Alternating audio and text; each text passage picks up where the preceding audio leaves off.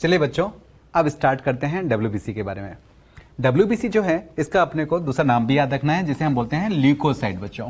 ये कलरलेस होती है। जैसे हमने आरबीसी के बारे में बात की थी, इरेथ्रोसाइट बच्चों, वो रेड कलर थी, जबकि हम बात करें डब्ल्यूबीसी की तो बच्चों ये कलरलेस होती है। इसका एक नाम भी याद रखना है, ल्यूकोसाइट बच्चों। WBC white blood corpuscles also called leukocytes because they are colourless. बच्चों डब्ल्यूबीसी जो है, आप एक इस तरह से समझिए, एग्जांपल लीजिए कि एक कंपनी है, इसके अंदर बहुत सारे एम्प्लॉय काम करते हैं। हम बात करेंगे एसिडोफिल, जिसे हम इओसिनोफिल भी बोलते हैं, बेसोफिल, न्यूट्रोफिल, मोनोसाइट, लिम्फोसाइट, इन सबको मिलाकर बच्चों हम बोलते हैं डब्ल्यूबीसी, हमारी व्हाइट ब्लड कॉर्पसल्स। यानी जब हम व्हाइट ब्लड कॉर्पसल्स के बारे में बात करेंगे, इसका मतलब हमें डिफरेंट जो है बच्चों ब्लड कॉर्पसल्स यानी व्हाइट ब्लड कॉर्पसल्स के बारे में बात करनी है। That is acidophil, basophil, neutrophil, monocyte, lymphocyte, जिसको अभी हम देखेंगे बच्चों। तो इन सबको मिलाकर हम बोलते हैं बच्चों टीएलसी, टोटल ल्यूकोसाइट काउंट बच्चों। और इनकी अगर हम अलग अलग यानी इंडिविजुअली अगर हम बात करेंगे तो हम बात करेंगे डीएलसी, डिफरेंशियल ल्यूकोसाइट काउंट बच्चों। तो सबसे पहले देखिए बच्चों, आपके सामने नाम आ रहा है टीएलसी, इसलिए मैंने यहां पर बात करी इस तरह की। टीएलसी बच्चों जो है वो कहता है टोटल ल्यूकोसाइट काउंट बच्चों, जो कि एडल्ट पर्सन के अंदर हमारे पास नॉर्मली मिलती है रेंज जिसकी 6000 to 8000 प्लस माइनस जो है हम कह सकते हैं 2000 से 3000 डब्ल्यूबीसी पर एमएम क्यूब ऑफ ब्लड।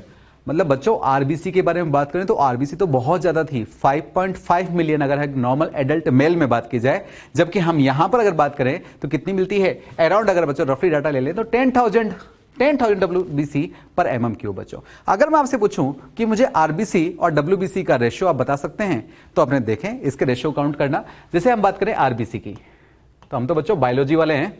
अब बायोलॉजी में किस तरह से स्टडी करते हैं, रफली फिगर लेते हैं, 5.5 मिलियन को सपोज 5 मिलियन, 5 मिलियन आप जानते हैं यानी 10 लाख से मल्टीप्लाई करना है हमें, यानी हमारे पास ये डाटा आ गया 50 लाख हमारे पास। इसी तरह डब्ल्यूबीसी की हमने बात करी बच्चों, माना मैंने कि ऑल्दो 6000 to 8000 है, लेकिन एक रफली फिगर प्लस माइनस 2000 3000 हो सकता है, तो हम इसको लेते हैं बच्चों 10,000। अब आपसे क्वेश्चन पूछे डब्ल्यूबीसी बाय आरबीसी का, इसको भी फोकस करना है, या फिर आरबीसी बाय डब्ल्यूबीसी पूछ रहा है। अगर अपने से आरबीसी बाय डब्ल्यूबीसी का रेशियो पूछवाए बच्चों, तो हम जानते हैं आरबीसी तो है हमारे पास इतना और डब्ल्यूबीसी हमारे पास इतना। आई तो रेशियो से काउंट करें बच्चों, तो कितना रेशियो आएगा 500:1। ये है आरबीसी टू डब्ल्यूबीसी रेशियो बच्चों। और अगर डब्ल्यूबीसी टू आरबीसी पूछे तो 1:500 बच्चों। तो इस तरह के क्वेश्चन भी आते हैं बच्चों, तो ये भी याद रखना। तो आपने बात कर रहे थे टीएलसी की, total leucocyte count. Total leucocyte count बच्चों नॉर्मली है 6000 to 8000 प्लस माइनस 2000 3000 डब्ल्यूबीसी पर एमएम क्यूब बच्चों। अब हम जो इनके एम्प्लॉय के बारे में बात कर रहे हैं, मतलब कि हम जो इनके मेंबर हैं डब्ल्यूबीसी के, उनके बारे में यहां पर देखें आप। एक होती है हमारे पास इओसिनोफिल, जिसे हम एसिडोफिल भी बोलते हैं बच्चों, एसिडोफिल। एक है हमारे पास बेसोफिल। इसी तरह हम बात करेंगे बच्चों न्यूट्रोफिल। इसी तरह हम बात करेंगे बच्चों मोनोसाइट। इसी तरह बच्चों हम बात करेंगे लिम्फोसाइट बच्चों। हम देखेंगे बच्चों ये इओसिनोफिल, बेसोफिल और न्यूट्रोफिल जो है ये हमारी होती है ग्रेनुलोसाइट बच्चों। मैंने बात की भी थी कि हम अपने डब्ल्यूबीसी को दो पार्ट में डिवाइड करेंगे, एक तो ग्रेनुलोसाइट और एक ए ग्रेनुलोसाइट बच्चों। यहां पर हमें अंदर की तरफ बहुत सारे ग्रेनुल्स दिखाई देंगे इन सेल्स में, यानी कि इओसिनोफिल जिसे हम एसिडोफिल भी बोलते हैं, बेसोफिल, न्यूट्रोफिल, इनमें ग्रेनुल्स दिखाई देंगे, हम इन्हें बोलते हैं ग्रेनुलोसाइट बच्चों। जबकि हमारे पास मोनोसाइट एंड लिम्फोसाइट के अंदर ग्रेनुल्स नहीं दिखाई देते। आप देखिए बच्चों, जो ये दाने दाने जैसी स्ट्रक्चर है वो यहां पर नहीं दिखाई दे रही है, यानी कि ये कैसे हैं हमारे पास ए ग्रेनुलोसाइट बच्चों। अब ग्रेनुलोसाइट जो होती हैं बच्चों, इनके अंदर जो न्यूक्लियस होते हैं ये पॉलीमॉर्फो न्यूक्लियर शेप कहलाते हैं। आप देखें बच्चों यहां पर न्यूक्लियस जैसे कि बाइलोब्ड आपको दिखाई दे रहा है। इसी तरह बेसोफिल के अंदर आपको ऐसे 2 या 3 लोब्ड स्ट्रक्चर दिखाई देगी। इसी तरह हम बात करें न्यूट्रोफिल के अंदर मोर देन 2 या 3 लोब्ड अपने दिखाई देगी, 5 लोब्ड तक हमें स्ट्रक्चर दिखाई दे सकती है न्यूट्रोफिल के अंदर। ये न्यूक्लियस के जो पार्ट हैं ये बच्चों प्रोटोप्लाज्मिक स्ट्रैंड से जुड़े हुए दिखाई देते हैं और इनकी शेप बनती हुई दिखाई दे जाती है हमें। तो पॉलीमॉर्फो न्यूक्लियर शेप मिलेगी हमें इन तरह की WBC के अंदर, यानी ग्रेनुलोसाइट के अंदर।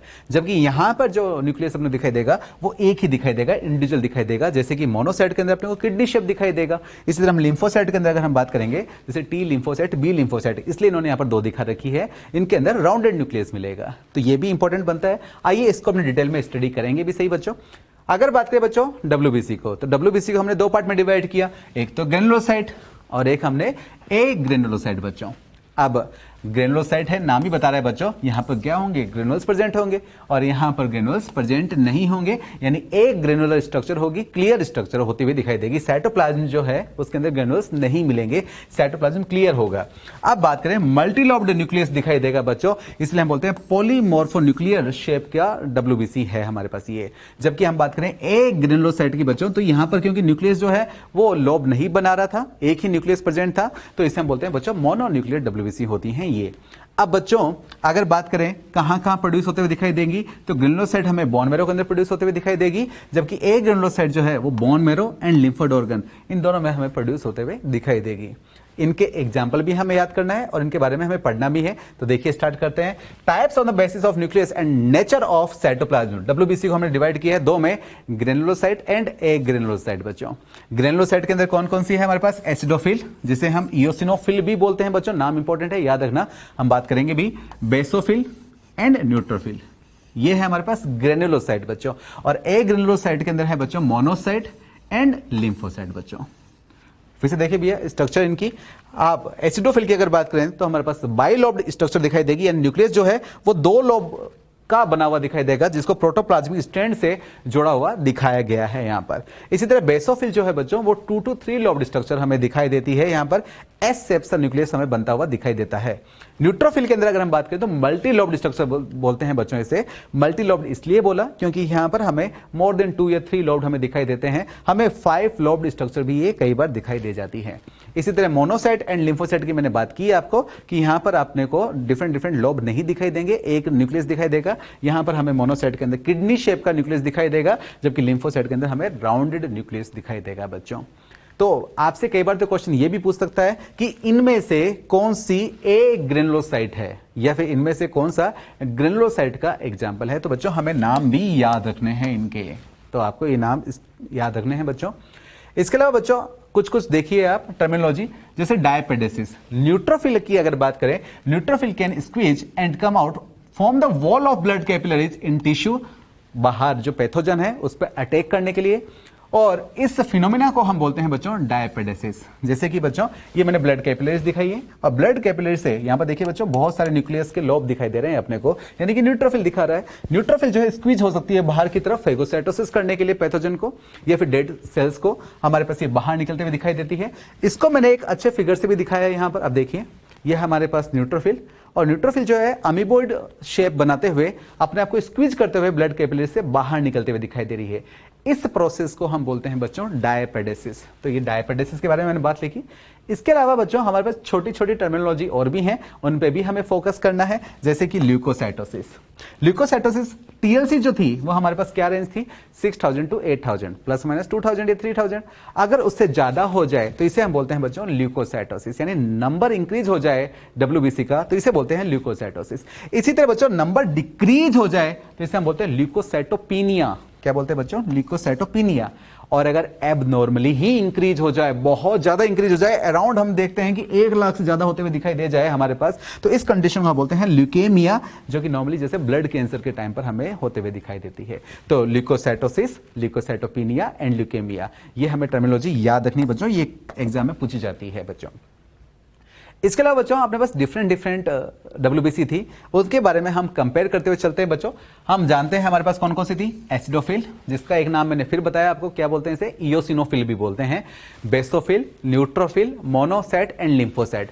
इनके हम डिफरेंट पैरामीटर देखेंगे, जैसे कि साइज के बारे में बात करेंगे, हम इनके लाइफ स्पेन के बारे में बात करेंगे, हम इनको किससे स्टेन कर सकते हैं और इनका नंबर क्या होता है, मतलब इंडिविजुअल नंबर क्या होता है, उसके बारे में हम बात करते हुए चलेंगे। भाई टोटल ल्यूकोसाइट था हमारे पास 6000 to 8000, अब इंडिविजुअल कितना नंबर है, कितना परसेंटेज हमें मिलेगा, वो भी हमें याद रखना है। आइए इनकी कंपैरेटिव स्टडी करते हैं बच्चों।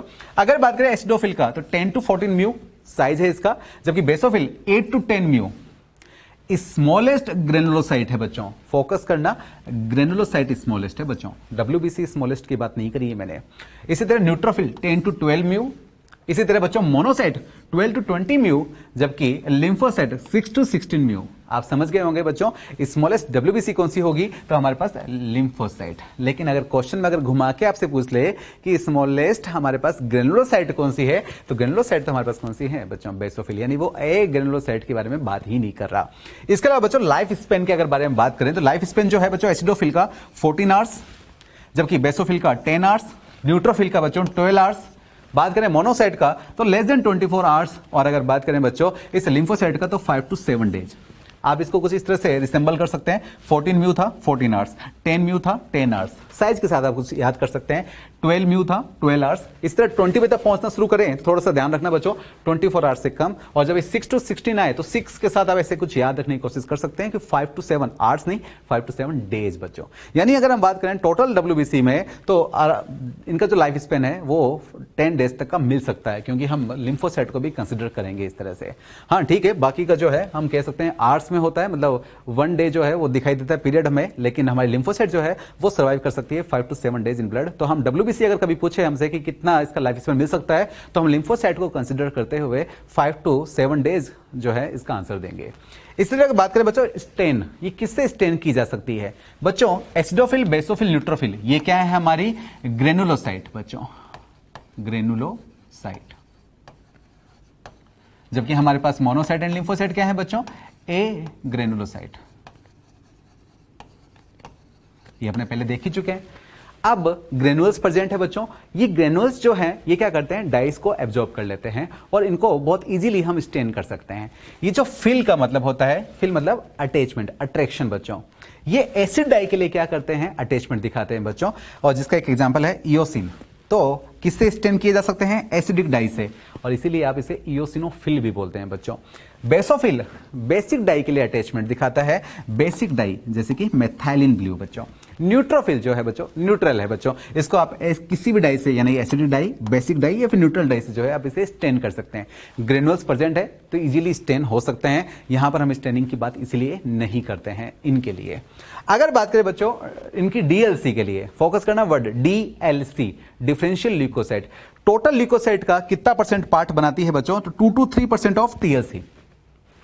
जैसे कि 10,000 अगर बात करके चलें तो 10,000 का 2 to 3% है बच्चों, यानी 200 to 300 जो नंबर है वो हमें क्या मिलता है, एसिडोफिल। तो कभी अगर आप ब्लड सीबीसी आप अगर टेस्ट करवाने जाएं तो अगर इस तरह की कोई आपके पास डब्ल्यूबीसी के पैरामीटर के बारे में बात कर रहा है और अगर इंडिविजुअल के बारे में बात कर रहा है, तो एसिडोफिल का नॉर्मल नंबर जो होना चाहिए वो 2 to 3% ऑफ टीएलसी, यानी 6 to 8,000 का जो है वो 2 to 3% होना चाहिए। इसी तरह सबसे कम जो होती है वो होती है हमारे पास बेसोफिल बच्चों, कितनी होती है, 0.5 to 1%, यानी 50 to 100 हमारे पास। 10,000 नंबर में अगर बात करूं तो 50 to 100, और अगर परसेंटेज में बात करूं बच्चों तो 0.5 to 1%, सबसे कम हमें दिखाई देती है डब्ल्यूबीसी।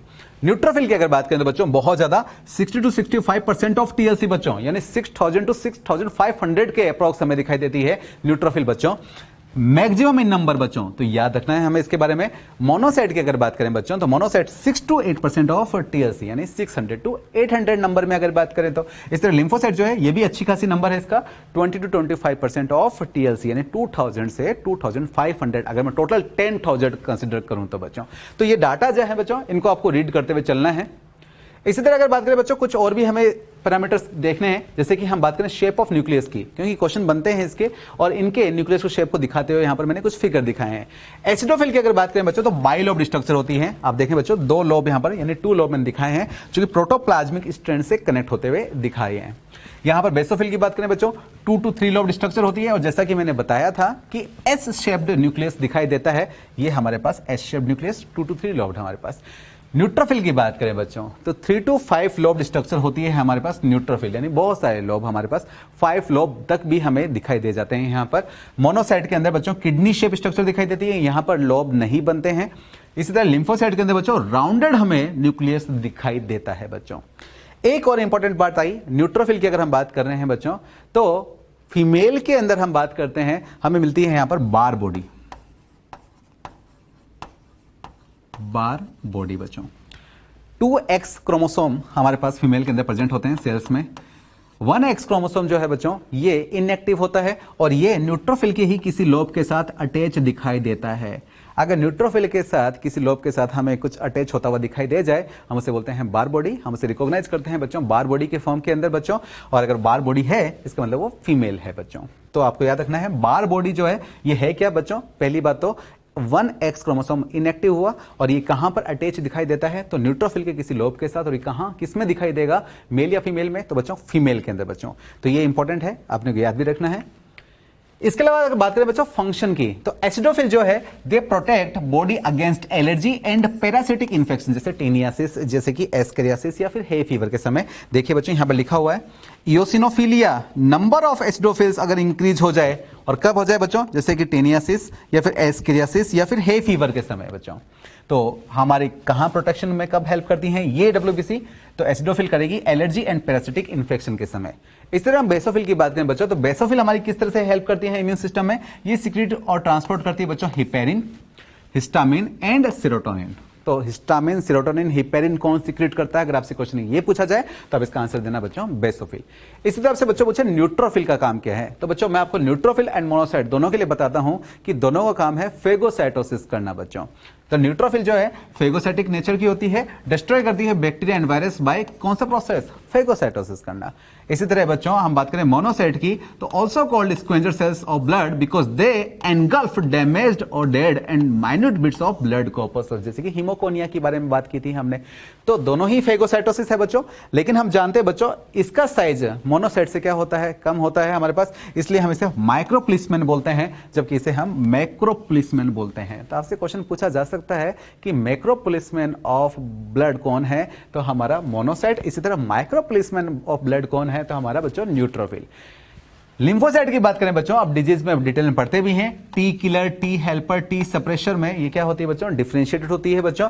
डायरेक्टली किल करना माइक्रोब्स को, टी हेल्पर स्टिमुलेट करना अदर सेल्स को, टी सप्रेसर सप्रेस करना हमारी किलर सेल्स को, ताकि हमारा इम्यून सिस्टम जो है उससे हम क्या कर सकें, प्रोटेक्शन कर सकें। और बी लिम्फोसाइट जो है वो क्या करती है, प्रोड्यूस और ट्रांसपोर्ट एंटीबॉडीज बच्चों। तो ये आप डिजीज में डिटेल में पढ़ते भी हैं, तो आपको इसकी भी कंपैरेटिव स्टडी याद रखनी है। इसके अलावा बच्चों आपके एनसीईआरटी में पेज नंबर हमारे पास 279 पर फिगर नंबर 18.1 पर एक डायग्राम दे रखा है। हमने अभी बहुत सारे डायग्राम देखे, बहुत अच्छे अच्छे डायग्राम देखे, क्लियर डायग्राम देखे, लेकिन हमें तो एनसीईआरटी के डायग्राम याद करने हैं। और एनसीईआरटी डायग्राम बच्चों मैं पहले ही बता देता हूं बिल्कुल भी क्लियर नहीं है, लेकिन अगर पूछा जाए तो चांसेस इसके ही बनेंगे। तो आपको याद रखना है, अगर इस तरह की स्ट्रक्चर रेड कलर की स्ट्रक्चर दिखा रखी है तो बच्चों याद रखना है आरबीसी। अगर बिट्स की अगर बात दिखा रखे हैं, हमें कुछ कुछ पीसेस दिखा रखे हैं, तो अभी हम बात करेंगे प्लेटलेट्स की बच्चों। सेल फ्रेगमेंट्स होते हैं बच्चों प्लेटलेट्स बच्चों, तो ये प्लेटलेट्स हैं हमारे पास। आए बात करें हमारे पास डब्ल्यूबीसी की, तो डब्ल्यूबीसी में हमारे पास इयोसिनोफिल, क्या नाम बता सकते हैं इयोसिनोफिल का दूसरा नाम क्या है बच्चों, तो दूसरा नाम था इसका एसिडोफिल। याद रखना बच्चों एसिडोफिल, एसिडोफिल। और इसका न्यूक्लियस कैसा था बच्चों, तो बाइलोब न्यूक्लियस था। तो हल्का सा तो आपको यहां पर दिखाई देगा, अगर आप एनसीईआरटी में फोकस करेंगे थोड़ा सा तो आपको दिखाई देंगे 2 लोब यहां पर अपने पास। इसी तरह हमारे पास बेसोफिल, यहां पर आपको बिल्कुल क्लियर नहीं दिखाई देगी, लेकिन आप जानते हैं बेसोफिल के अंदर हमारे पास 2 to 3 लोब स्ट्रक्चर होती है, और ये कुछ हमारे पास एस शेप बनाते हुए दिखाई देती है। न्यूट्रोफिल में हालांकि आपको एनसीईआरटी में फिर क्लियर दिखाई दे जाएगा, यहां पर आपको बहुत सारे लोब दिखाई देंगे, 2 to 3 लोब, 4 लोब के आसपास आपको स्ट्रक्चर दिखाई देगी बच्चों, ये न्यूट्रोफिल है। मोनोसाइट हम पढ़ते भी हैं कि किडनी शेप स्ट्रक्चर होती है, तो आपको यहां पर मोनोसाइट में किडनी शेप दिखाई देगा। अब बात आई बच्चों लिम्फोसाइट की। लिम्फोसाइट के अंदर राउंडेड न्यूक्लियस होता है, लेकिन अगर कल को आपसे एग्जाम में ये पूछ ले टी लिम्फोसाइट और बी लिम्फोसाइट को डिफरेंशिएट करो, तो फिर कैसे बताओगे। तो यहां पर बच्चों याद रखना है कि टी लिम्फोसाइट जो है वो उसके अंदर जो न्यूक्लियस है वो आपको कंप्लीट कवर करता हुआ दिखाई देगा सेल को अंदर से। ये देखिए राउंडेड न्यूक्लियस है, कुछ इस तरह से अपने को याद तो रखना ही है। तो टी लिम्फोसाइट के अंदर आपको याद रखना है कि कंप्लीट सा ये कवर करता हुआ दिखाई देगा, जबकि बी लिम्फोसाइट के अंदर न्यूक्लियस जो है ये पॉलीमॉर्फो न्यूक्लियर तो नहीं है, लेकिन ये आपको एक तरफ दिखाई देगा, है तो राउंडेड सा ही कुछ कुछ, तो आपको एक तरफ दिखाई देगा। तो कुछ इस तरह से याद रख लेना बच्चों, टी लिम्फोसाइट का डायग्राम टोटली कवर कर रहा है अंदर से, तो कुछ इस तरह से याद रख लेना बच्चों, है ना। तो टी लिम्फोसाइट और बी लिम्फोसाइट का न्यूक्लियस है, तो बच्चों ये स्ट्रक्चर्स बच्चों अपने को याद रखनी है, एनसीईआरटी है तो इंपॉर्टेंट भी है बच्चों। इसके बाद अगर बात करें बच्चों, अब हम फोकस करते हैं प्लेटलेट्स पे। प्लेटलेट्स जो है उसका एक नाम और भी है जिसे हम बोलते हैं थ्रोम्बोसाइट, ये भी अपने को याद रखना है। जैसे कि हमने आरबीसी को नाम दिया था इरिथ्रोसाइट, डब्ल्यूबीसी को नाम दिया था ल्यूकोसाइट, प्लेटलेट्स को हम नाम दे रहे हैं थ्रोम्बोसाइट बच्चों। They are non nucleated structure बच्चों। एक्चुअली बच्चों ये सेल्स फ्रेगमेंट होती है बच्चों, ये सेल नहीं होती, सेल के टुकड़े होते हैं बच्चों, है ना। देखिए and fragments of protoplasm and derived from megakaryocyte cells of bone मेरो।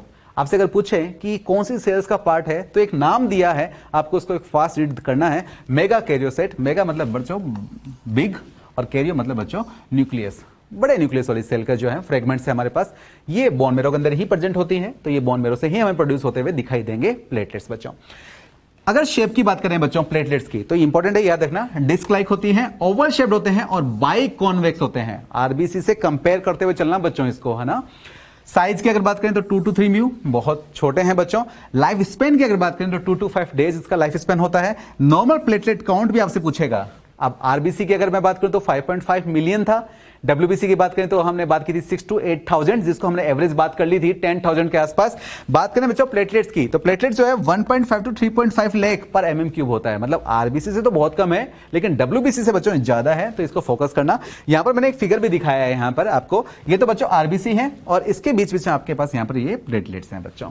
हालांकि बच्चों एक रीडिंग ही देनी है अपने को इसके डाटाज की। अब अगर बात करें बच्चों कुछ अपने को पॉइंट याद रखने हैं कि इन प्लेटलेट्स के साइटोप्लाज्म के अंदर बेसोफिलिक ग्रेन्यूल्स प्रेजेंट होते हैं, जिनको हम स्टेन कर सकते हैं। और आप जानते हो बेसोफिलिक स्टेन करने के लिए जो हमारे पास बेसिक डाई होगी वो कौन सी है, मेथिलीन ब्लू बच्चों। इसी तरह बच्चों maximum part of cytoplasm is composed of A contractile protein, और इस कॉन्ट्रेक्टाइल प्रोटीन को हम क्या बोलते हैं बच्चों, थ्रोम्बस्थेनिन। बच्चों फ्रेगमेंट्स ही तो है, और इस फ्रेगमेंट्स के अंदर जो प्रोटीन का जो नेटवर्क है उसको हम क्या बोल रहे हैं बच्चों, थ्रोम्बस्थेनिन बच्चों। तो नाम याद रखना है। Spindle corpus found in other vertebrates, हमारे अंदर बात नहीं कर रहा, other vertebrates in which rounded nucleus is present in the centre. तो उनके अंदर न्यूक्लियस प्रेजेंट भी होता है, लेकिन हमारे अंदर नॉन न्यूक्लियेटेड स्ट्रक्चर है। थ्रोम्बोसाइटोपिनिया, हमने जैसे बात की थी ल्यूकोसाइटोपिनिया, इसी तरह पिनिया यहां पर भी जो है डिनोट करेगा डिक्रीज नंबर को, decrease in number of platelets बच्चों। और एक डिजीज यहां पर हम बात करते हैं, एक सिम्टम जिसे हम कह सकते हैं हम, critical count of thrombocytes 40,000 mm पर क्यूब। अगर हम देखें बच्चों डिक्रीज होता हुआ नंबर, हम जानते हैं नॉर्मल नंबर है 1.5 to 3 लाख, अगर 40,000 के आसपास पहुंचना शुरू हो जाए, यानी बहुत कम नंबर हो जाए प्लेटलेट्स का बच्चों, जिसे हम नॉर्मली डेंगू में भी देखते हैं, ऑब्जर्व करते हैं। यहां पर अगर हम बात करें, अगर 40,000 से कम होता हुआ दिखाई दे जाए, if number is less than critical count, then red spots or rashes appear in the skin, और इस डिजीज को हम बोलते हैं बच्चों पुरपुरा डिजीज। तब से पूछे बच्चों पुरपुरा डिजीज जो है उसमें क्या होता है, किसका नंबर कम होता है, तो प्लेटलेट्स का नंबर कम होता है। और प्लेटलेट्स का क्रिटिकल नंबर काउंट कितना होता है, तो ये भी याद रखना है 40,000 पर एमएम क्यूब, उससे कम हो जाए तो ये डिजीज हमें अपीयर होते हुए दिखाई देती है। आप यहाँ पर देखिए फिगर बच्चों, आमतौर पर यहाँ पर लेग्स पर आपको यहाँ पर रेड कलर के स्पॉट रेशेस दिखाई देंगे बच्चों, और ये डिनोट करते हैं कि प्लेटलेट्स काउंट क्या हो चुका है, बहुत कम हो चुका है। अब बात करें बच्चों इस प्लेटलेट्स के फंक्शन भी, तो फंक्शन बहुत इंपॉर्टेंट है बच्चों। प्लेटलेट्स ये अपने ब्लड क्लॉटिंग मैकेनिज्म के लिए बहुत रेस्पॉन्सिबल है। देखिए ये रिपेयर करती है, इसके डिफरेंट फंक्शन को हम ऑब्जर्व करते हैं। रिपेयर करती है बच्चों endothelium of blood vascular system बच्चों। अगर ब्लड वेसल डैमेज हो जाती है तो प्लेटलेट्स उसको रिपेयर करने में हेल्प करती है। कैसे? ये प्लेटलेट प्लग का फॉर्मेशन करती है, बिकॉज उनकी सरफेस जो होती है वो कैसी होती है, जिलेटिनस और म्यूसिलेजिनस सरफेस, तो एक दूसरे के ऊपर चिपक जाती है बच्चों, एंड चिपक कर ये हमारा एक प्लग का फॉर्मेशन करती है, जो कि हमारी रिपेयरिंग में हेल्प करते हुए दिखाई देती है। जैसे कि देखिए बच्चों, अगर मान लो कोई ब्लड वेसल जो है वो रप्चर हुई, और रप्चर हुई तो हमारे पास प्लेटलेट्स जो है वो क्या होनी शुरू होती है। यहां पर मैंने जो व्हाइटिश ब्लूइश पार्ट जो है वो दिखा रखा है बच्चों प्लेटलेट्स, और इंजरी दिखा रखी है मैंने यहां पर, यानी डैमेज दिखाई ब्लड वेसल को। तो ब्लड जो है सेल्स बाहर निकल रही है, यानी कि हमारे पास आरबीसी जो है वो क्या हो रही है, बाहर निकल रही है। ज्यादा आरबीसी बहुत सारी है, इसलिए आपने आरबीसी को बाहर निकलते हुए दिखाई दिया। अब जैसे ही इंजर्ड हो गया तो इसे रिपेयर तो करना है इस ब्लड वेसल को। इस केस में क्या करती है प्लेटलेट्स जो है वो प्लग बनाना शुरू करती है। धीरे धीरे देखो आप यहां पर प्लेटलेट्स से प्लग बनाना शुरू कर दिया है ये यहां पर, और ये प्लग बनाकर जो काम कर रही है इसे हम बोलते हैं रिपेयरिंग करना हमारी एंडोथेलियम का। और आप वैसे भी जानते हैं एंडोथेलियम जो है वो एपिथेलियम है। एपिथेलियम पावर ऑफ रीजनरेशन क्या दिखाती है, बहुत ज्यादा, मैक्सिमम पावर ऑफ रीजनरेशन होती है एपिथेलियम में। तो एक और ब्लड के लॉस को रोकने में हमारी हेल्प करी किसने, प्लेटलेट्स ने, प्लग बनाकर यहाँ पर, एंड देन फिर एपिथेलियम अपने को क्या कर लेगी बच्चों, रिपेयर कर लेगी। तो एंडोथेलियम के रिपेयरिंग में हेल्प करेगी। साथ ही साथ हम देखेंगे अभी जब ब्लड क्लॉटिंग की मैकेनिज्म देखेंगे तो उस केस में ये क्या रिलीज करती है, थ्रोम्बोप्लास्टिन, एंडोथ्रोम्बोप्लास्टिन रिलीज करती है ब्लड क्लॉटिंग मैकेनिज्म के लिए, जिसको हम डिटेल में स्टडी करेंगे अभी। सिंथेसाइज करती है बच्चों सेरोटोनिन, यानी कि वासोकॉन्स्ट्रिक्शन में भी ये रोल प्ले करती है। इसके बाद अगर बात करें बच्चों ब्लड क्लॉटिंग में, ब्लड फ्लो फ्रॉम कट और wound but after some time it stop automatically, it cause क्या कहलाता है बच्चों, क्लॉटिंग। आप जानते हैं अगर चोट लग जाए तो ब्लड कुछ देर तो बहेगा, कुछ देर तो फ्लो करेगा, लेकिन उसके बाद रुक जाता है। वो क्यों रुका, उसके लिए कौन रेस्पॉन्सिबल था, कौन सी मैकेनिज्म थी जिसने उस ब्लड को बाहर निकलने से रोका या फिर ब्लड का क्लोट करवाया, इसे हम पढ़ेंगे इस ब्लड क्लोटिंग मैकेनिज्म के अंदर बच्चों। आइए देखिए, नॉर्मली अगर ब्लीडिंग टाइम की बात करें तो 1 to 3 मिनट का होता है बच्चों, यानी कि अगर चोट लग जाए और कट लग जाए तो जो ब्लड बाहर आता हुआ दिखाई देगा तो 1 to 3 मिनट। क्लोटिंग टाइम जो होता है बच्चों वो 2 to 8 मिनट, मतलब इस टाइम तक हमारे नॉर्मली अगर एक कट लगा है तो 2 to 8 मिनट में क्या हो जाएगा बच्चों, वो क्लोट हो जाएगा। ये एक बायोकेमिकल प्रोसेस है बच्चों, जिसको यहाँ पर डायग्राम से हमने इलिस्ट्रेट किया है बच्चों, कि कोई डैमेज हुई वॉल, बाहर की तरफ हमारे पास ब्लड सेल बाहर निकलने लगी। अब इसमें हमारे पास हेल्प करते हुए दिखाई देंगे हमारे पास एक्टिवेटेड प्लेटलेट्स बच्चों, इंपॉर्टेंट है एक्टिवेटेड प्लेटलेट्स। यहां पर हमारे पास फाइब्रिन बनेंगे। हम अभी बात करेंगे बच्चों, हमने बात की भी थी कि डिजॉल्व कंडीशन के अंदर यहां पर फाइबर प्रेजेंट होते हैं ब्लड के अंदर, जिसे हम बोलते हैं फाइब्रिनोजन। और उस फाइब्रिनोजन को जो कि सोल्यूबल कंडीशन में है बच्चों, उसे हमें कन्वर्ट करना है फाइब्रिन में, यानी इनसोल्यूबल कंडीशन में। भाई फाइबर चाहिए हमें नेटवर्क बनाना है, तभी तो हमारे पास यहां से बाहर सब्सटेंस जाना क्या होंगे, रुकेंगे। तो उसको रोकने के लिए हमारे पास फाइब्रिन आएंगे। अब कैसे आएगा ये फाइब्रिन, इसके बारे में हम स्टडी करेंगे। तो एक्टिवेटेड प्लेट एंड फाइब्रिन जो है यहां पर एक क्लोट बनाते हुए हमें दिखाई देती है। अभी क्या है मैकेनिज्म, इसको हम डिटेल में स्टडी करेंगे भी बच्चों। समटाइम्स हम देखते हैं clot are also formed in intact blood vessels which are of 2 types. अगर ब्लड वेसल डैमेज नहीं भी हुई है तो भी हमें 2 तरह के क्लोट बनते हुए दिखाई देते हैं। एक क्लोट को बोलते हैं बच्चों थ्रोम्बस क्लोट बच्चों, और एक को बोलते हैं बच्चों एम्बोलस क्लोट। थ्रोम्बस क्लोट जो है बच्चों ये स्टैटिक क्लोट होता है, यानी अगर किसी ब्लड वेसल में, नॉर्मली तो ये किसी भी ब्लड वेसल में हो सकता है, लेकिन हम देखते हैं कि ये नॉर्मली लेग की जो वेन्स होती है ना बच्चों, डीप वेन, उनके अंदर प्रेजेंट होता है। और आज के रीजन भी आप भी जानते हैं बच्चों, वेन के अंदर ब्लड जो है वो स्लो फ्लो होता हुआ दिखाई देता है। यहां पर क्या हो सकता है, रीजन हो सकता है बहुत सारे यहां पर, कि यहां पर कोई ब्लड वेसल पहले कोई इंजर हुई हो एंड देन उसके बाद प्लेटलेट्स और एक्टिवेटेड प्रोटीन जो है इन्होंने यहां पर एक प्लग का फॉर्मेशन कर दिया हो। एंड ये जो प्लेटलेट ने जो प्लग का फॉर्मेशन कर दिया हो, ये टाइम के साथ कोलेस्ट्रॉल का डिपोजिशन होता चला गया और इसी कारण से ये बड़ा होता चला गया। तो ये क्या करेगा बच्चों, एक ही जगह पे बना और बड़ा होता चला गया, तो ब्लड के फ्लो में क्या करेगा, प्रॉब्लम क्रिएट करेगा बच्चों। इसे बोलते हैं थ्रोम्बस क्लोट, यानी एक ही जगह स्टैटिक क्लोट। इसी तरह अगर हम देखें बच्चों एम्बोलस क्लोट, एम्बोलस क्लोट क्या होता है बच्चों, ये नॉर्मली हमें कहीं पर भी दिखाई दे जाता है। जैसे कि मान लो ये क्लोट था, नॉर्मली जो है स्टैटिक क्लोट नहीं रहता, ये थोड़ी देर बाद अपने आप डिजोल्व हो जाता है। पर डिजोल्व होने के बाद अगर छोटे छोटे अगर पीसेस ब्लड में अगर आ गए तो क्या होंगे, ये पीसेस जो हैं ब्लड क्लोट के, ये ब्लड के साथ फ्लो करते हुए दिखाई देंगे। इसका एक एग्जांपल ये भी हो सकता है जैसे एयर बबल क्रिएट हो जाए ब्लड के अंदर, और अगर एयर बबल क्रिएट हो गया तो ये भी एम्बोलस क्लोट का काम करेगा। एम्बोलस क्लोट जो होता है बच्चों वो मूविंग क्लोट होता है। थ्रोम्बस क्लोट स्टैटिक क्लोट है, जबकि एम्बोलस क्लोट जो है मूविंग क्लोट है। और ये मूव करता हुआ अगर किसी छोटी छोटी कैपिलरी के अंदर आगे जाके अगर ब्रांचेस बनती है, आप जानते हैं, अगर किसी छोटी कैपिलरीज के अंदर जाके अगर वहां पर स्टक हो गया तो ये बहुत बड़ी प्रॉब्लम क्रिएट कर सकता है बच्चों। और इसकी मूविंग नेचर के कारण से ही हम एम्बुलेंस को क्या कहते हैं बच्चों, मोर हार्मफुल नेचर का मानते हैं। तो आपने रीडिंग देनी है बच्चों, फास्ट रीडिंग देनी है। थ्रोम्बस क्लोट बच्चों याद रखना है, पहली बात तो स्टैटिक क्लोट है, जबकि एम्बुलेंस क्लोट जो है बच्चों ये है मूविंग क्लोट।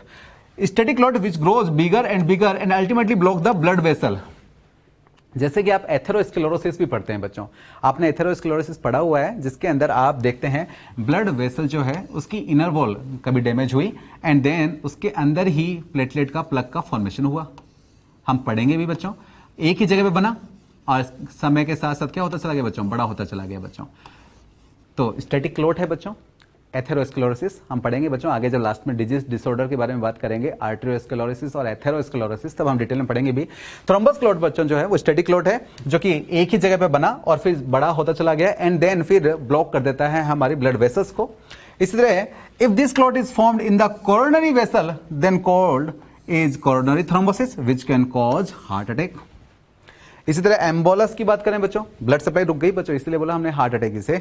एम्बोलस क्लोट की अगर हम बात करें तो मूविंग क्लोट है which flow with blood and ultimately get dissolve in blood. Normally तो क्या हो जाता है बच्चों, डिजोल्व हो जाता है, लेकिन अगर डिजोल्व नहीं हुआ और किसी छोटी कैपिलरी के अंदर स्टक हो गया तो बड़ी प्रॉब्लम क्रिएट भी कर देगा बच्चों, more harmful due to their moving nature बच्चों।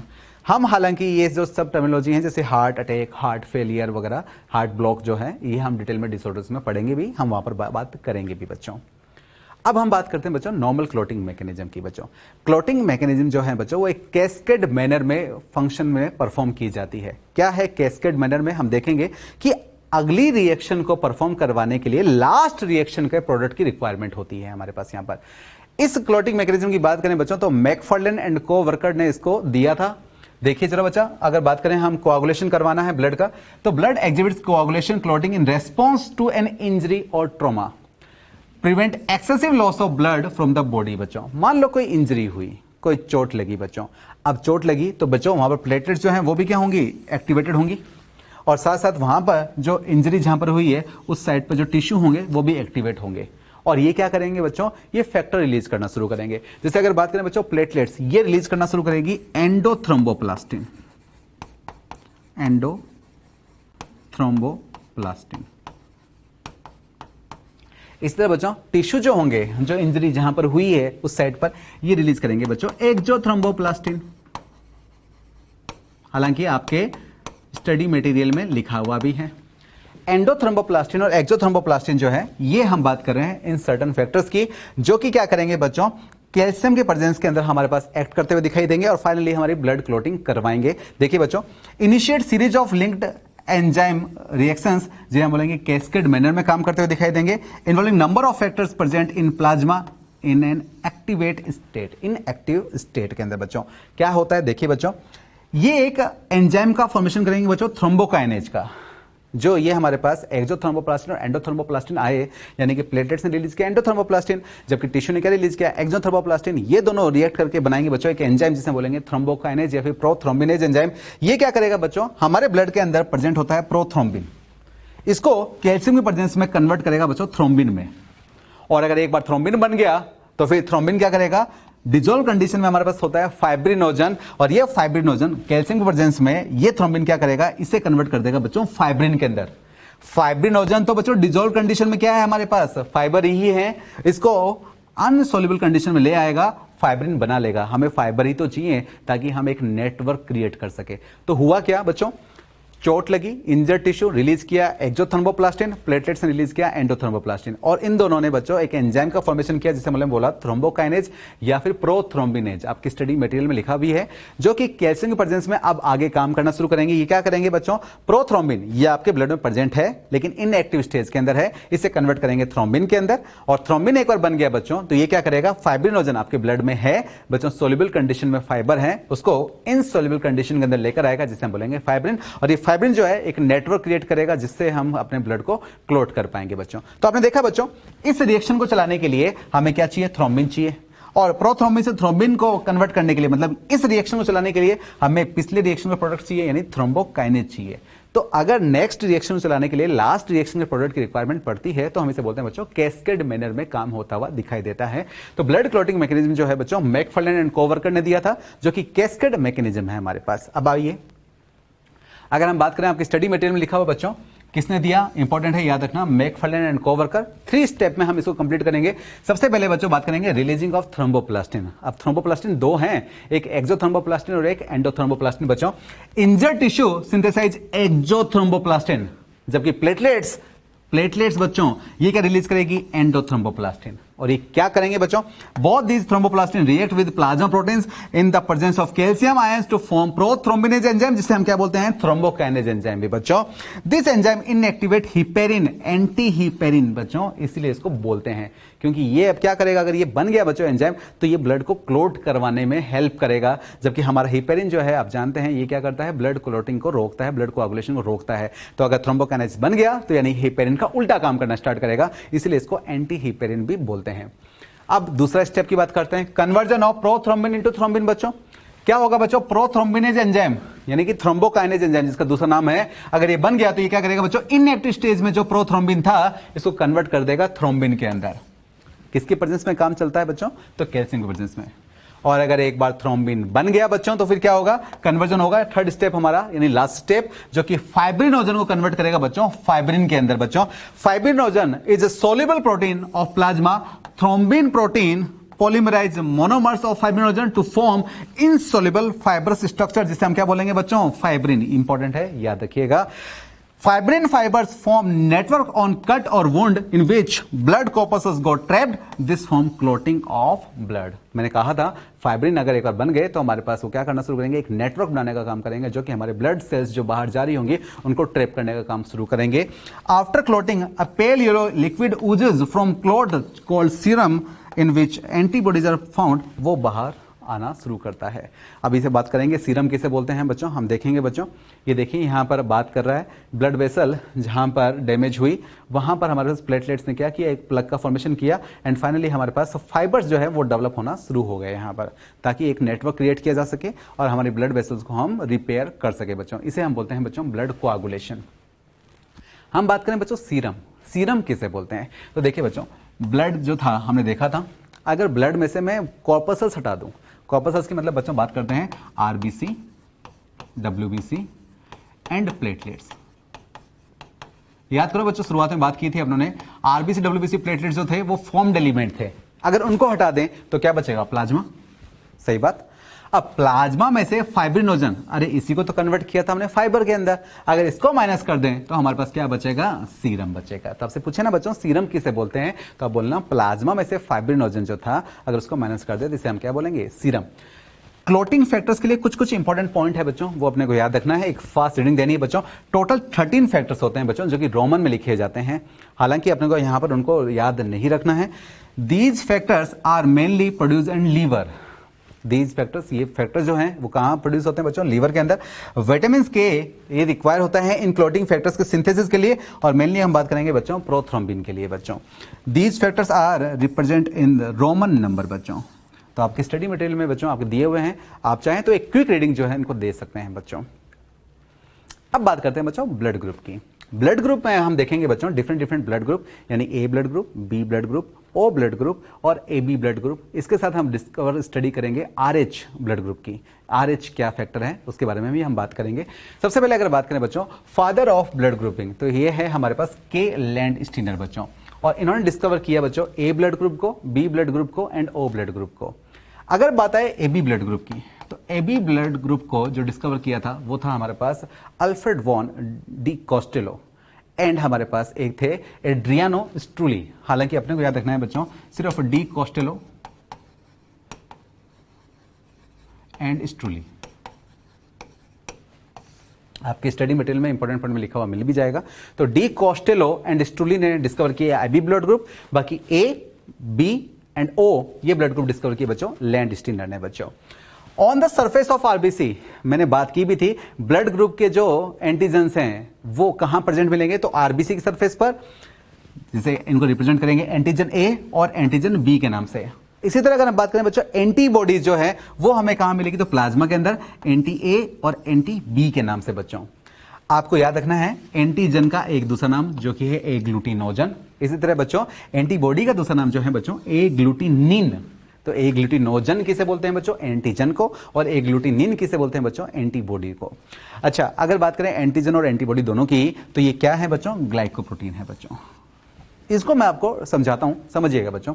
जैसे कि बात करें हमारे पास 4 ब्लड ग्रुप है नॉर्मली, अगर बात करें A blood group, B blood group, A B blood group, O blood group. तो देखिए जैसे मैं यहां पर 4 पर्सन बनाने की बात करता हूं।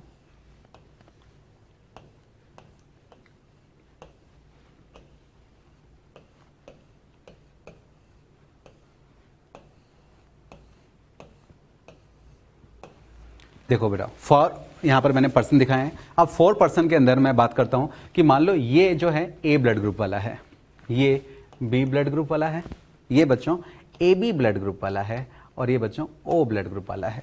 समझिएगा बच्चों, अगर कॉन्सेप्ट समझ में आ गया तो अपने को रटना ही नहीं पड़ेगा बच्चों, एकदम इजी है। देखिए कनेक्ट होइएगा मेरे साथ बच्चों। हम बात करते हैं बच्चों कि ब्लड ग्रुप कैसे पहचान करें, तो ब्लड ग्रुप के पहचान के लिए बच्चों एंटीजन होता है। एंटीजन जो है वो बच्चों एक जेनेटिक मार्कर होता है जो कि आरबीसी की सरफेस में मिलता है, और आरबीसी की सरफेस पे जो लगे हुए जो एंटीजन है यही हमें पहचान देते हैं कि वो किस ब्लड ग्रुप से बिलोंग करता है। मान लो हमने एक एग्जाम्पल ले लिया कि जो ए ब्लड ग्रुप है उसके लिए ये ट्राइंगुलर जो है ये सिंबल है, कहां मिलेगा बच्चों? आरबीसी की सरफेस पे। तो इसकी आरबीसी की सरफेस पर हमें क्या मिलेंगे? इस तरह के ट्राइंगुलर सरफेस, ये इसकी पहचान हो गई। इसी तरह बी ब्लड ग्रुप के लिए मैं मान लेता हूं कि सर्कुलर जो है ये एंटीजन है, मान लेते हैं अपने, तो यानी कि इसकी आरबीसी जो होगी इस पर हमें किस तरह के मार्कर मिलेंगे? इस तरह के सर्कुलर मार्कर मिलेंगे बच्चों।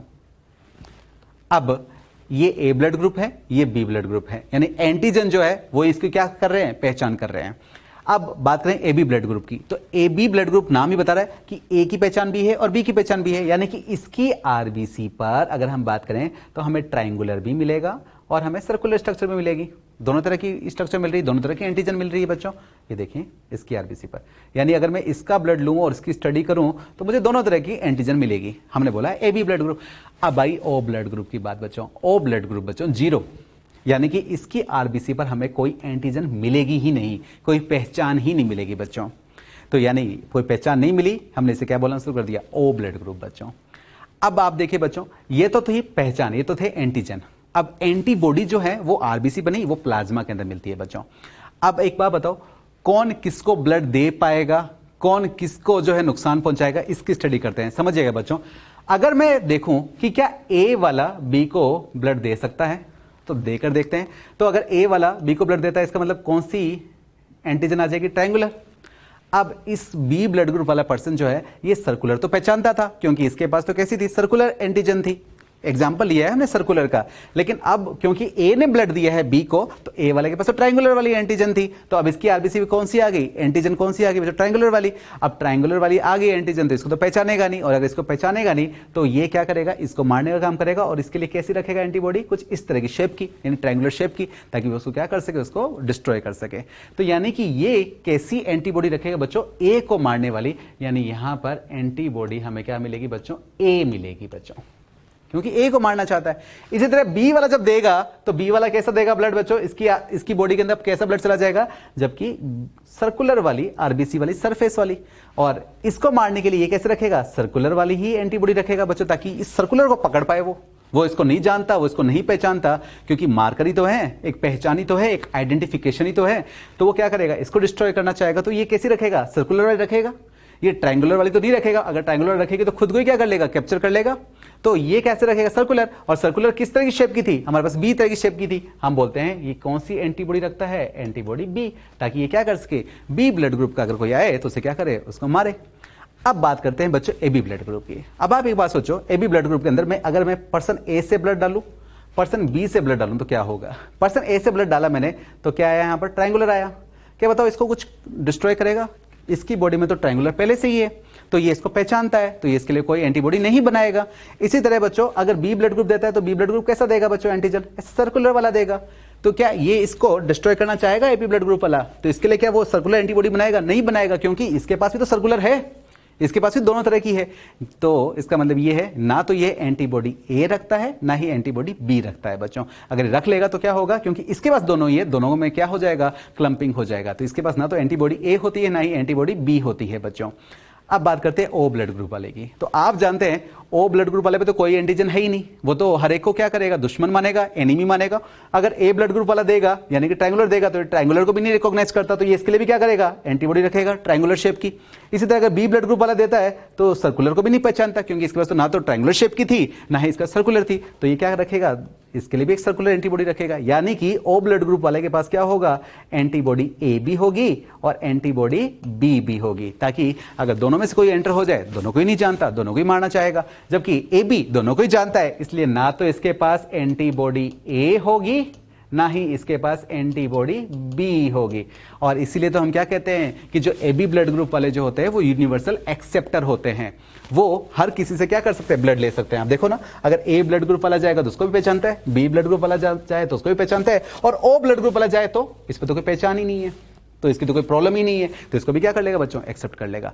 और यूनिवर्सल डोनर कौन है बच्चों, ओ। रीजन क्या, क्योंकि ओ वाले के पास कोई पहचान ही नहीं है, अगर वो इसके पास चला जाए तो ये किसको पहचानेगा, क्योंकि इसको कोई सिंबल ही नहीं है, कोई मार्कर ही नहीं है, तो ये ओ वाला इसको भी ब्लड दे सकता है, ओ वाला इसको भी ब्लड दे सकता है, ओ वाला ए बी को भी ब्लड दे सकता है, तो ये यूनिवर्सल डोनर होता है बच्चों। तो आपको इस तरह के लिए जेनेटिक मार्कर के बारे में बात की, इस तरह की एंटीबॉडी के बारे में बात की जाती है यहाँ पर। ये मैंने यहाँ पर समझाया आपको एंटीजन और एंटीबॉडी के बारे में। अब देखिए बच्चों, similar antigen and antibody react to each other become clumps. This reaction is called agglutination reaction बच्चों।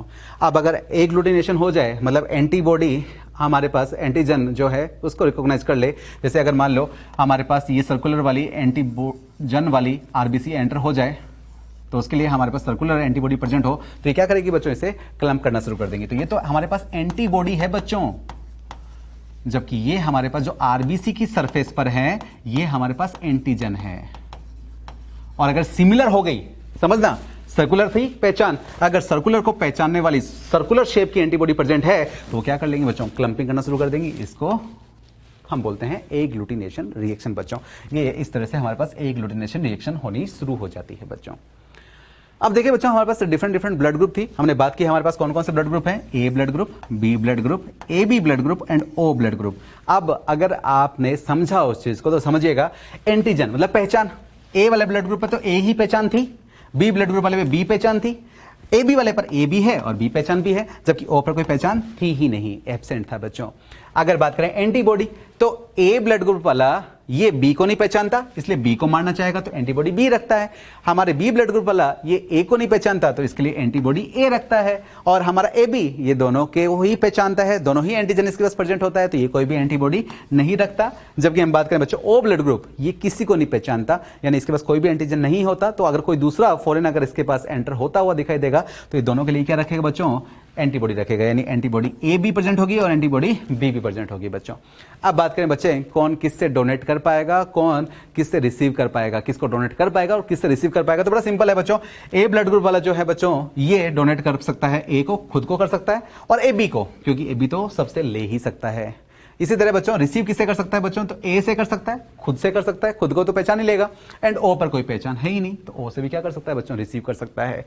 इसी तरह बच्चों बी वाला जो है वो बी से ले सकता है, बी को डोनेट कर सकता है और ए बी को डोनेट कर सकता है। और रिसीव की बात करें बच्चों तो बी से रिसीव कर सकता है एंड ओ से रिसीव कर सकता है। ए बी ब्लड ग्रुप जो है बच्चों, अगर बात करें डोनेट किसको करेगा तो सिर्फ और सिर्फ ए बी को ही डोनेट कर पाएगा, क्योंकि अगर ए वाले पर्सन में जाएगा तो उसके अंदर ए वाली एंटीजन तो पहचान में आ जाएगी लेकिन बी वाली एंटीजन पहचान में नहीं आएगी, तो ए ब्लड ग्रुप वाला क्या करेगा, डिस्ट्रॉय करने की बात करेगा। इसी तरह सिमिलर कंडीशन बी के लिए भी होगी। अगर ए बी वाला बी को ब्लड ग्रुप देता है तो सर्कुलर वाला तो पहचान लेगा, लेकिन ट्रायंगुलर वाला जो है वो बी ब्लड ग्रुप वाला पर्सन पहचान नहीं पाएगा, तो उसको भी क्या करेगा, कोशिश करेगा, मारने की कोशिश करेगा। तो ए बी वाला किसको दे पाएगा, सिर्फ और सिर्फ ए बी ब्लड ग्रुप वाले को। और ओ में तो आप जानते ही, ओ में तो कोई किसी को ले ही नहीं पाएगा, क्योंकि वो तो हर एक को क्या मानेगा, अपना एनिमी मानेगा, क्योंकि उसके लिए तो कोई भी एंटीजन उसकी कोई पहचान है ही नहीं, वो तो हर एक को क्या करेगा, डिस्ट्रॉय करने की ट्राई करेगा। किससे ले सकता है ए बी, ए से भी ले सकता है, बी से भी ले सकता है, ए बी से भी ले सकता है बच्चों, एंड ओ से भी ले सकता है बच्चों। इसलिए बोलते हैं यूनिवर्सल क्या होता है बच्चों, ये रिसीवर होता है, एक्सेप्टर होता है। ओ की बात करें बच्चों तो ओ जो है वो यूनिवर्सल डोनर है बच्चों, ए को भी दे सकता है, बी को भी दे सकता है, ए बी को भी दे सकता है और ओ ब्लड ग्रुप वाले को भी दे सकता है, क्योंकि इसके पास कोई पहचान ही नहीं है, एंटीजन ही नहीं है, तो एंटीबॉडी क्लम्प किसके साथ करे। इसी तरह अगर बात करें बच्चों रिसीव किससे कर सकता है, तो सिर्फ और सिर्फ ओ से, क्योंकि ओ वाले के पास ही जो है बच्चों पहचान नहीं होगी, तो ओ वाला जो है ओ से ही क्या कर पाएगा, ब्लड को ले पाएगा बच्चों। तो यूनिवर्सल डोनर कौन है, यूनिवर्सल एक्सेप्टर कौन है बच्चों, याद रखिएगा। अब आप बात करें बच्चों आरएच फैक्टर की, तो इंपॉर्टेंट है, देखिएगा। ये भी डिस्कवर की बात करें तो इसे लैंडस्टनर एंड वीनर ने डिस्कवर किया था, और किसमें डिस्कवर किया था, तो बच्चों रिसस मंकी के अंदर। इसके कारण से यहां पे इसको हमने बोला आरएच फैक्टर बच्चों। आरएच एंटीजन अगर बात करें found on the surface of RBC, जैसे कि हमें नॉर्मल एंटीजन मिलती है आरबीसी की सरफेस पर, अगर आरएच वी एंटीजन प्रेजेंट है तो ये भी कहां मिलेगी, हमें आरबीसी की सरफेस में मिलेगी। और क्योंकि बच्चों ये डोमिनेंट एलील के कारण से होती है, तो मोस्टली हमें देखते हैं पॉपुलेशन में कि पॉजिटिव पर्सन ही मिलते हैं। अगर आरबीसी की सरफेस पर आरएच एंटीजन है इसका मतलब ब्लड ग्रुप पॉजिटिव है, और अगर नहीं है आरएच एंटीजन इसका मतलब वो ब्लड ग्रुप क्या है बच्चों, नेगेटिव है। लेकिन क्योंकि डोमिनेंट एलील के कारण से है तो ये क्या होता है बच्चों, मोस्टली पॉपुलेशन मिलती ही है। अगर हम इंडिया में बात करें बच्चों तो 97% जो है बच्चों ब्लड ग्रुप जो है वो पॉजिटिव वाले होते हैं, 3% ब्लड ग्रुप जो है अप्रोक्सीमेटली डाटा है बच्चों, ये कैसे होते हैं, नेगेटिव वाले। इसी तरह बच्चों अगर बात करें वर्ल्ड वाइड तो 80% जो है बच्चों पॉपुलेशन वो पॉजिटिव ब्लड ग्रुप की है, जबकि 20% जो है बच्चों ये क्या है, नेगेटिव ब्लड ग्रुप की। समझिएगा बच्चों, आरबीसी की सरफेस पर जैसे मान लो मैं ए पॉजिटिव की बात करता हूं, तो ए पॉजिटिव के लिए मैंने बात की थी कि ट्रायंगुलर शेप मान ले, हमने इमेजिन किया, इसके साथ अगर हमें ये आरएच लगी हुई एंटीजन मिले तो हम इसे बोलते हैं बच्चों ए पॉजिटिव ब्लड ग्रुप। और अगर हमें ये ना लगी हुई मिले, हमारे पास सिर्फ ये ही एंटीजन हो, तो हम इसे बोलते हैं बच्चों ए नेगेटिव ब्लड ग्रुप बच्चों। तो अगर आरएच एंटीजन है तो हम इसे बोलते हैं पॉजिटिव ब्लड ग्रुप वाला, और अगर आरएच एंटीजन नहीं है तो हम बोलेंगे नेगेटिव ब्लड ग्रुप वाला। इसी तरह हम बात कर सकते हैं बच्चों बी के लिए, बी में अगर ये सर्कुलर हमारे पास एंटीजन है तो हम बोलते हैं बी ब्लड ग्रुप। अब पॉजिटिव है कि नहीं है तो इसके लिए हमें देखने पड़ेगा एक दूसरे एंटीजन को, अगर उस पर आरएच है तो वो क्या है बच्चों, बी पॉजिटिव, और अगर आरएच नहीं है तो बी नेगेटिव बच्चों। इसी तरह ए बी पर हमारे पास दोनों तरह के एंटीजन ए और बी वाले भी तो होंगे, प्लस अगर आरएच है तो ए बी पॉजिटिव, और अगर आरएच नहीं है तो ए बी नेगेटिव। ओ पर भी अगर आरएच है तो ओ पॉजिटिव, और अगर आरएच एंटीजन नहीं है तो ओ नेगेटिव ब्लड ग्रुप बच्चों। अब बच्चों बात करते हैं इस ट्रांसफ्यूजन की। अगर बात करें बच्चों, RH नेगेटिव वाला ब्लड ग्रुप RH पॉजिटिव वाले को दे सकता है, क्योंकि आप जानते हैं RH पॉजिटिव वाले का मतलब है कि इसके पास क्या है, RH एंटीजन है, जबकि इसके पास RH एंटीजन नहीं है। तो आप जानते हैं अगर ये गई तो RBC गई है हमारे पास, और RBC गई तो इस पे कोई RH एंटीजन को ये पहचानता भी है, लेकिन इसके पास तो वैसे भी RH एंटीजन नहीं था, तो ये इसको एक्सेप्ट क्या कर लेगा, ले लेगा। इसी तरह अगर बात करें बच्चों RH पॉजिटिव को ब्लड ग्रुप दे सकता है हमारे पास। अगर बात करें बच्चों RH नेगेटिव को दे सकता है, सिमिलर ब्लड ग्रुप है, दे सकता है बच्चों, लेकिन प्रॉब्लम कहां आएगी वो देखिए। RH पॉजिटिव वाला क्या RH नेगेटिव को ब्लड दे पाएगा क्या? आप जानते हो ये जो पर्सन है वो कैसा है, समझिएगा बच्चों ना, वापिस से रिकॉल करते हैं। अब अपने सिर्फ फोकस कर रहे हैं बच्चों RH के लिए सिर्फ, है ना। मैं 2 पर्सन ले रहा हूं यहां पर आपके सामने। ये मान लो पर्सन जो है बच्चों RH पॉजिटिव वाला है, मैंने यहां पर दिखा दिया ये RH, यानी ये पॉजिटिव ब्लड ग्रुप वाला है, जबकि ये मैं पर्सन दिखा रहा हूं यहां पर RBC पर RH एंटीजन नहीं है, और नहीं है तो बच्चों ये नेगेटिव ब्लड ग्रुप वाला है, ये पॉजिटिव ब्लड ग्रुप वाला और ये नेगेटिव ब्लड ग्रुप वाला। अब अगर हम बात कर रहे हैं RH पॉजिटिव क्या RH नेगेटिव को ब्लड दे सकता है, तो देकर देखो।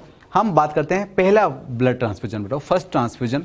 तो हमने जब दिया इसको तो इसके अंदर क्या चला गया बच्चों, ये RH एंटीजन चला गया। भाई ब्लड गया तो ब्लड में RBC गई, और RBC गई तो RBC पर RH लगा हुआ आया। अब ये क्या होगा, फर्स्ट ट्रांसफ्यूजन जैसे ही इसके अंदर होगा तो ये RH जो है इसके लिए क्या हो गया, एक एनिमी, एक फॉरेन बॉडी की तरह काम करेगा, और अगर फॉरेन बॉडी का काम करेगा तो ये क्या करेगा, इसके लिए RH एंटीबॉडी बनाना स्टार्ट करेगा। लेकिन जब तक RH एंटीबॉडी प्रिपेयर करेगा तब तक वो जो ब्लड जो है जो हमने ट्रांसफर किया था वो क्या हो चुका होगा, डिस्ट्रॉय हो चुका होगा। लेकिन अब उसके पास क्या है, RH एंटीबॉडी प्रेजेंट है। तो पहला ब्लड ट्रांसफ्यूजन तो हो गया सक्सेसफुल, लेकिन अगर सेकंड टाइम दे दिया तो क्या प्रॉब्लम है, सेकंड टाइम उसके पास RH एंटीबॉडी बनी हुई तैयार पड़ी है। अगर इस समय आपने अगर सेकंड टाइम अगर इसको ब्लड दिया वो वाला, तो क्या करेगा, तुरंत ही एक्शन करना शुरू करेगा इस RH पर, और तुरंत ही एक्शन करना शुरू करेगा तो फिर से वो क्लंपिंग होनी शुरू हो जाएगी, एग्लूटिनेशन रिएक्शन परफॉर्म होनी शुरू हो जाएगी। इसलिए यहां पर वो लिख रहा है कि फर्स्ट ट्रांसफ्यूजन तो सक्सेसफुल हो जाता है क्योंकि एंटीबॉडी बनाई उसने इस ब्लड ग्रुप को देखकर। सेकंड के टाइम पर उसके पास एंटीबॉडी पहले से ही प्रेजेंट थी, इसलिए सेकंड ट्रांसफ्यूजन जो है बच्चों वो सक्सेसफुल नहीं होता। तो ये अपने को याद रखना है RH फैक्टर के लिए। इसके बाद जो है बच्चों एक स्पेशल केस है जो हम बात करते हैं एरेथ्रोब्लास्टोसिस फिटलिस कंडीशन बच्चों, जो कि मदर में, और हम फिटस के बारे में बात करते हैं बच्चों, समझिएगा बच्चों। इसमें हम बात करेंगे RH इनकम्पेटिबिलिटी की बच्चों। अगर RH पॉजिटिव मेल है, आप जानते हैं मेल को हम इस तरह से डिनोट करते हैं, और RH नेगेटिव फीमेल है, फीमेल को हमने इस तरह से नेगेटिव कर रखा है, यहां पर ये रिप्रेजेंट कर रखा है मैंने। अगर हम बात करें इनका फिटस जो है उसके चांसेस हैं हमारे पास पॉजिटिव होने के। अब अगर बात करें बच्चों, फर्स्ट बर्थ वो कहता है सक्सेसफुल हो जाता है, लेकिन सेकंड बर्थ जो होता है बच्चों ये सक्सेसफुल नहीं हो पाता। अगर ऐसा केस है तो कौन सा केस, मदर बच्चों, फोकस करना है बच्चों मदर पे अपने को, क्योंकि मदर के अंदर ही तो क्या है, बच्चा बच्चों डेवलप हो रहा है। तो बच्चा और मदर यानी कि फीटस कंडीशन और मदर को हम जो है बच्चों स्टडी करेंगे यहां पर। अब देखिए क्या होता है, सेम केस जैसे मैंने अभी बात की ना, वैसे सेम केस बच्चों। अब पहला बच्चा RH पॉजिटिव है, ये मदर के अंदर डेवलप हो रहा है बच्चों, समझना। जब प्लेसेंटा कनेक्शन बनता है, आप रिप्रोडक्शन में पढ़ते भी है, प्लेसेंटा कनेक्शन बनते हैं तो बड़ा इंटीमेट कनेक्शन होता है। पल गया वो, आप जानते हैं ड्यूरिंग 9 मंथ ब्लड का जो है बच्चों एक्सचेंज नहीं होता, एक्सचेंज होता है न्यूट्रिएंट्स का, गैसेज एक्सचेंज का, या फिर वेस्ट मटेरियल का एक्सचेंज। ब्लड कभी इधर से उधर नहीं जाता।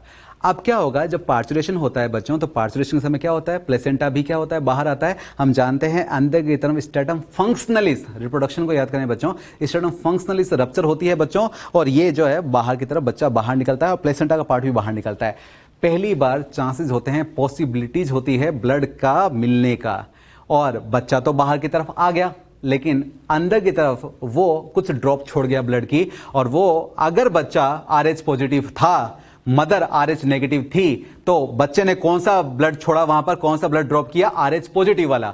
तो बच्चा तो बाहर जा चुका है, लेकिन मदर ने क्या किया, उस RH पॉजिटिव ब्लड ग्रुप को डायग्नोस किया, रिकॉग्नाइज किया, और उसके लिए उसने क्या किया, RH एंटीबॉडी बना ली। तो पहले टाइम पर तो RH एंटीबॉडी प्रेजेंट ही नहीं थी, लेकिन उस मदर ने डेवलप कर ली। अब क्या होगा, अगर सेकंड बच्चा फिर से हो जाए तो क्या वो सक्सेसफुल होगा क्या? अब देखो आप, अब सेकंड बच्चा फिर से वो 9 मंथ का पीरियड लेते हैं, लेकिन आपकी क्या है, ब्लड तो एक्सचेंज अभी भी नहीं होगा, लेकिन अब की बार मदर में RH एंटीबॉडी प्रेजेंट है और RH एंटीबॉडी जो है वो प्लेसेंटा क्रॉस कर सकती है। अगर RH एंटीबॉडी अगर प्लेसेंटा क्रॉस कर गई तो अंदर की तरफ आरबीसी की क्लंपिंग होनी शुरू हो जाएगी। और आरबीसी की क्लंपिंग आप जानते हैं, जब आरबीसी डिस्ट्रॉय होनी शुरू होती है, मतलब हीमोग्लोबिन डिस्ट्रॉय होता है, बिलीरुबिन बिलीवर्डिन पिगमेंट बहुत ज्यादा बनने शुरू हो जाते हैं, येलोइश जो है वो स्किन होनी शुरू हो जाती है, एनीमिया कंडीशन होनी शुरू हो जाती है, जिसे हम बोलते हैं जॉन्डिस बच्चों। जॉन्डिस और एनीमिया कंडीशन होनी शुरू हो जाती है। सेकंड बर्थ बच्चों सक्सेसफुल नहीं होता इससे कंडीशन को, जबकि यूट्रस के अंदर ही हमारे जो फीटस जो है वो डिस्ट्रॉय हो जाता है, बच्चा जो है वो एंड हो जाता है। इसे बोलते हैं कंडीशन को इरेथ्रोब्लास्टोसिस फिटलिस कंडीशन बच्चों।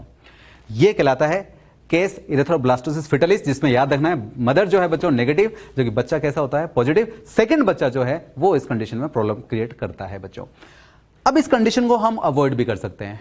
इस कंडीशन में हम क्या करें बच्चों, जैसे ही फर्स्ट बच्चा जो है वो बाहर की तरफ आता है तो हम उस मदर को रोहगम, रोलिन, एंटी-डी के इंजेक्शन दे दें। उस केस में क्या होगा बच्चों, जो वो ड्रॉप ब्लड के अंदर छोड़ के गया है फर्स्ट बच्चा, उसके लिए एंटीबॉडी का फॉर्मेशन नहीं होगा, इम्यून सिस्टम सप्रेस होगा, एंटीबॉडी का फॉर्मेशन नहीं होगा। अब क्या होगा, जो सेकंड बच्चा आएगा वो भी क्या काम करेगा, फर्स्ट बच्चे की तरह ही एक्शन परफॉर्म करेगा। तो इसके भी जो है हमारे पास ट्रीटमेंट है अवेलेबल। लेकिन आपसे अगर कंडीशन पूछा जाए कि इरेथ्रोब्लास्टोसिस फिटलिस कंडीशन किसे बोलते हैं, तो इस कंडीशन में हम बोलेंगे कि RH negative mother and RH positive foetus के बीच में ये कंडीशन परफॉर्म होती है बच्चों।